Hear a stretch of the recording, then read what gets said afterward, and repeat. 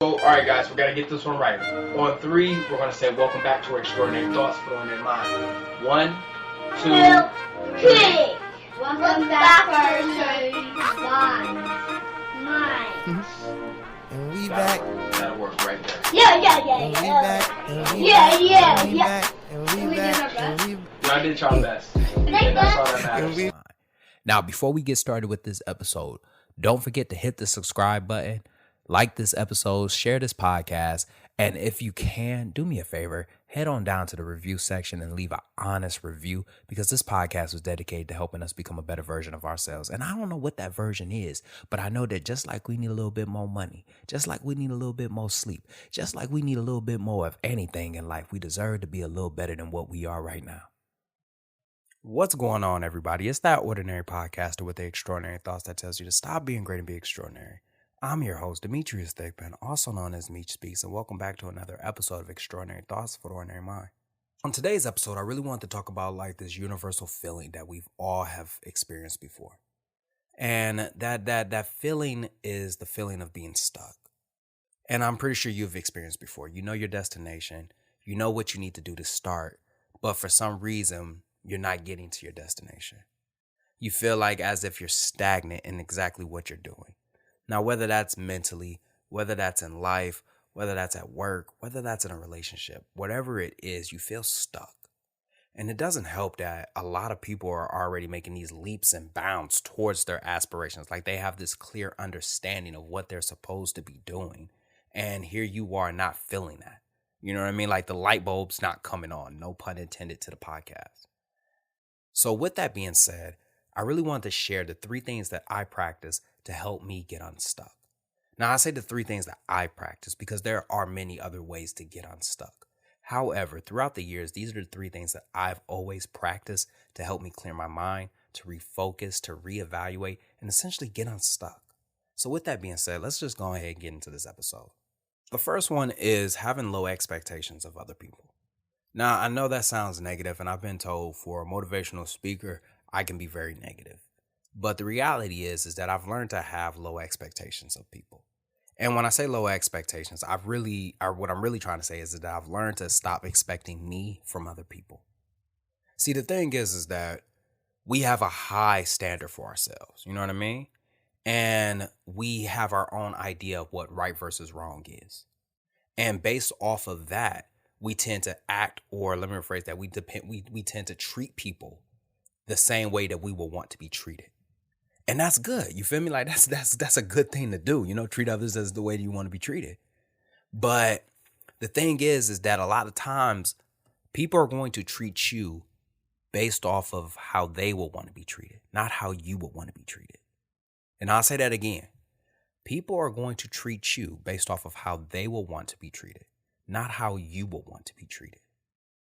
And I've always found myself essentially secretly hating other people because they didn't treat me the way that I wanted to be treated.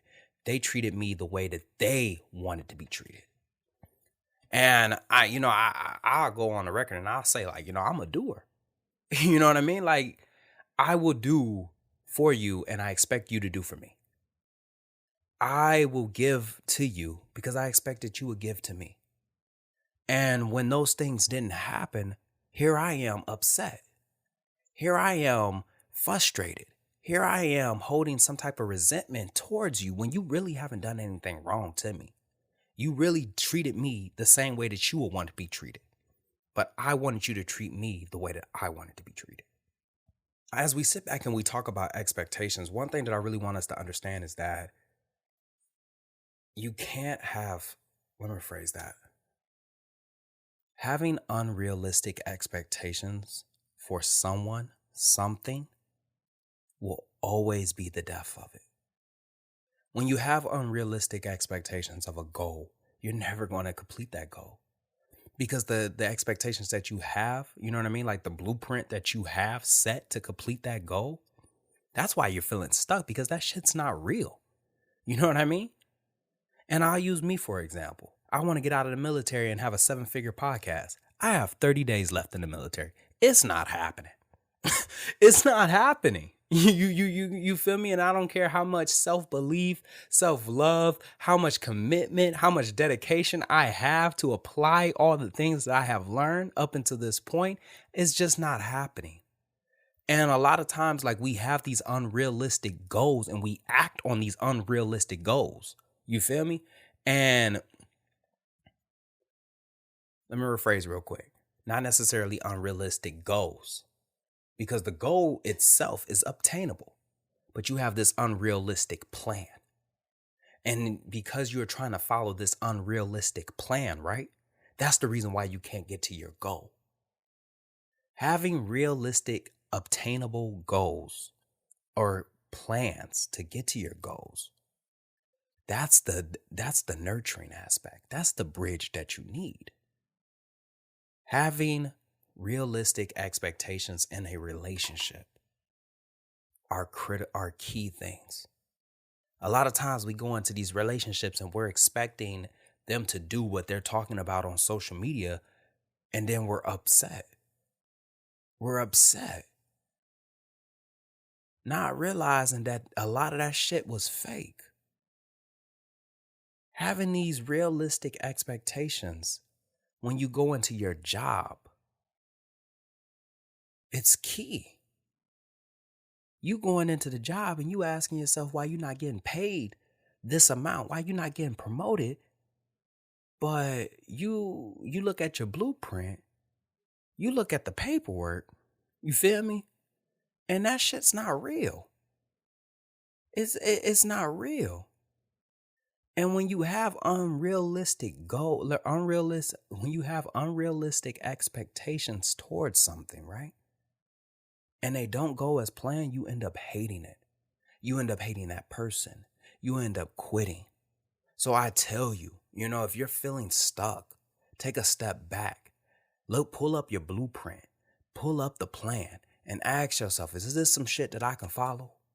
Is this something that somebody else could follow? You know what I mean? Is this plan personalized for me? Because if it's not, you know what I mean? Like, if it's not, then that's probably the issue. If you're asking yourself right now, like, yo, like, I'm expecting this person to do these things for me, take a step back and ask what you are asking them to do. If it's not real, baby, come on now. If you got a goal and you don't have a timeline to a realistic timeline, hear me out now, a realistic timeline to obtain that, and you don't got checkpoints inside of that blueprint, you know what I mean? Of course you're going to feel stuck. Next is having a solid foundation. You will always end up stuck if you do not start with a solid foundation. You will always feel like you're on you will always feel like as if like you're imbalanced and everything else around you has disappeared and there's only one tile and you're standing on that tile when you do not have a solid foundation. Just the other day, I was talking to my son and I had taught him boxing. We had went over boxing. And he wanted to do all of these crazy combos, you feel me? Like, he really wanted to do all these crazy combos. And as I was looking at his combos, I noticed that he couldn't throw a punch. His jab was terrible. His rear hand was terrible. To be honest with you here, he was just learning. So what I ended up having him do is go over his punches. Before we even start with the combos, I need to see your punches. Because if your punches are shitty, your combos are going to be shitty. And a lot of times, the plan seems like it's falling apart because the foundation is not there. There's no real foundation. You're not achieving anything, or if what you are achieving, you're not able to maintain it because you don't even have a solid foundation.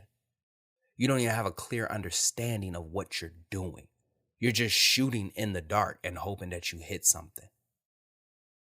A lot of times, like, we go into a relationship and we wonder why our relationships fall apart. To go into what I had already talked about, yes, it's probably like some clear, some unrealistic expectations. But when you go back into the foundation, a lot of times, like, we don't even have a foundation with ourselves. You don't have a foundation with yourself, so how can you begin a foundation with somebody else? And even if you do have a foundation with yourself, as you go into a relationship, understand that you can never rush it. You can't rush anything, to be honest with you. We want to hang on the branches of something that hasn't even grown from a seed yet. So when I say like having a solid foundation and understanding your foundation, that's the critical thing right there. Understanding the foundation. That's the thing that you fall back on when you get stuck. You feel me? Because when you're stuck, you can take a step back, right? Take a look at the foundation. And then you get to check the foundation to see if there are any cracks in the welds. If the foundation has been compromised. Does the foundation need to be, restructured just a little bit? You feel me? And if it does, then you can just adjust fire from there. Having a solid foundation means that your core elements are good. Your core elements are good. And when I say like your core elements, man, you can use that in anything.